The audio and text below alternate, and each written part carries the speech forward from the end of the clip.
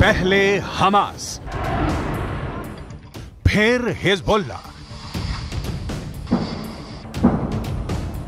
इसके बाद हूथी और अब इजराइल से भिड़ने के लिए लेबनान पहुंच चुकी है बेहद खतरनाक और एलीट फोर्स इमाम हुसैन ब्रिगेड।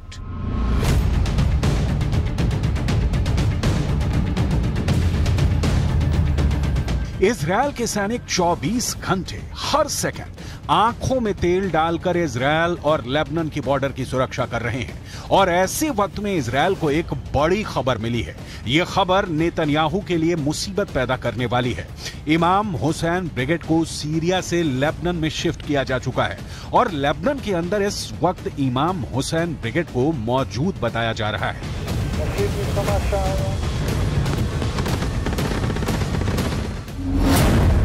यह दावा इजराइल डिफेंस फोर्स के अरबी भाषा के प्रवक्ता अविचाई अद्राई ने एक ट्वीट के जरिए दी है।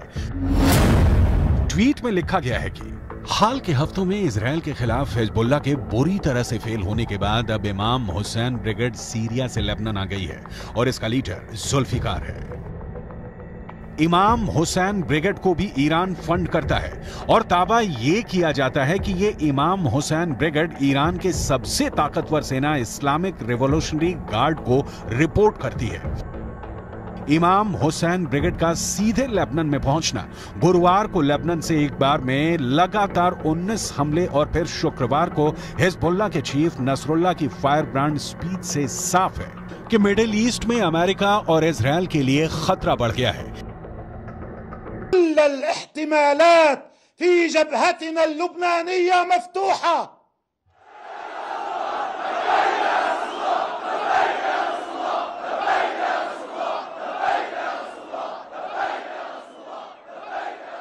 وأن كل الخيارات مطروحة ويمكن أن نذهب إليها في أي وقت من الأوقات.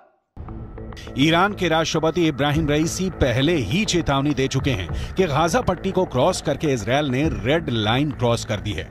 अगर गाजा पर ग्राउंड ऑपरेशन के दौरान हमास, फिलिस्तीन और हिजबुल्लाह ने एक साथ इजराइल पर हमला किया तो इनको रोकना इजराइल के लिए बहुत बड़ा चैलेंज बन जाएगा।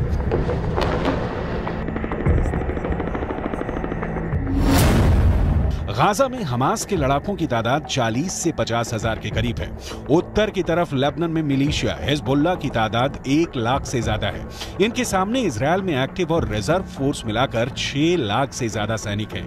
ये आंकड़े बताते हैं कि इजराइल के पास 4 गुना ताकत है।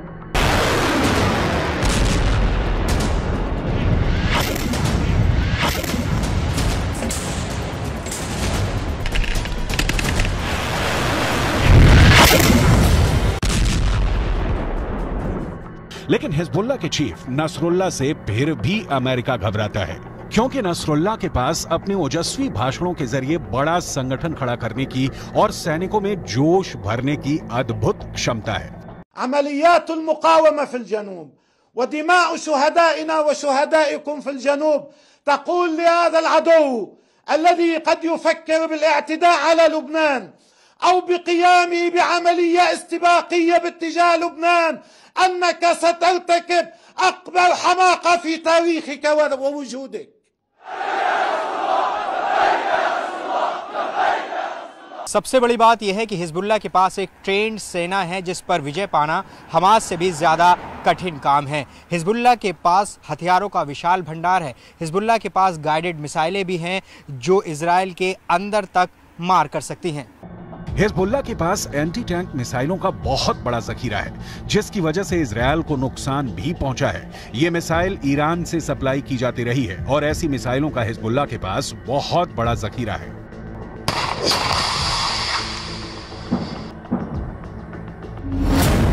हिजबुल्लाह ने 3 तरह की एंटी टैंक गाइडेड मिसाइल इस्तेमाल की।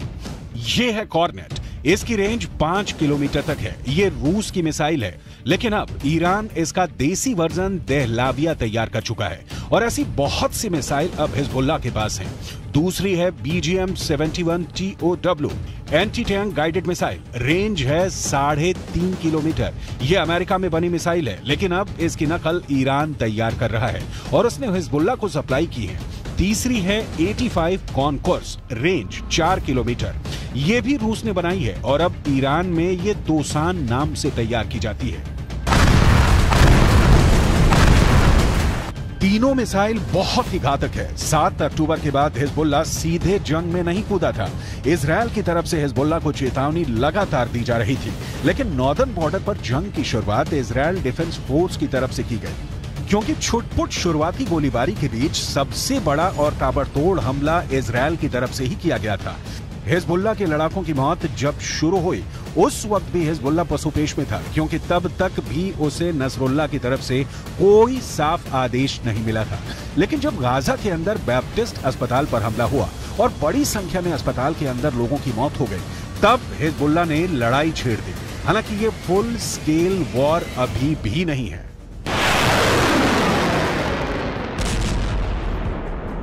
और इस 3 हफ्ते की लड़ाई में हिजबुल्लाह के अब तक 50 से ज्यादा लड़ाके मारे जा चुके हैं। अक्टूबर के तीसरे हफ्ते में तो हिजबुल्लाह के 20 से ज्यादा लड़ाके मारे गए थे, जिसके बाद इस जंग में हिजबुल्लाह धीमा पड़ता नजर आया, लेकिन बाद में धीरे धीरे वो इस जंग में फिर वापस आ गया। ईरान कभी अपनी जमीन पर युद्ध नहीं लड़ेगा, क्योंकि उसके रणनीतिकार बहुत होशियार हैं। ईरान की सरकार यमन, इराक और सीरिया को जमीन का इस्तेमाल करके अमेरिका और इजरायल के ठिकानों पर हमला कर रही है।